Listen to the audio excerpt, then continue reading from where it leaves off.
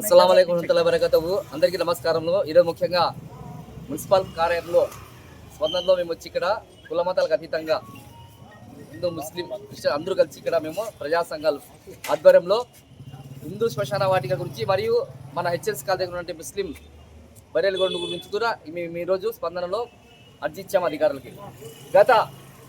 గతంలో మన ముస్లింకి బరేల్ గౌండ్కి శాంక్షన్ అయినా ఇంతవరకు కూడా దాన్ని పట్టించుకునే పాపాన పోలేదు.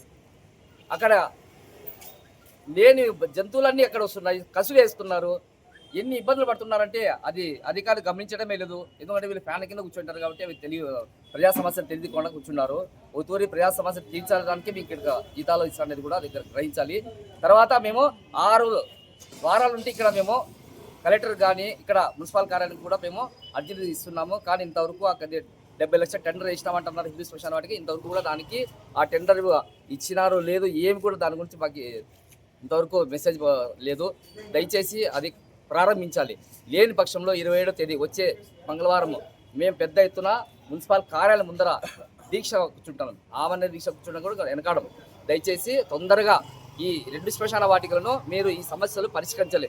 లేని పక్షంలో మేము పెద్ద ఎత్తున ప్రజా సంఘాలు రాజకీయ పార్టీలకు అతీతంగా అందరూ ఈడ కుల మతాలకు అతీతంగా అందరూ వచ్చి పాల్గొని మేము నిరసన కార్యక్రమం చేపడుతున్నాము.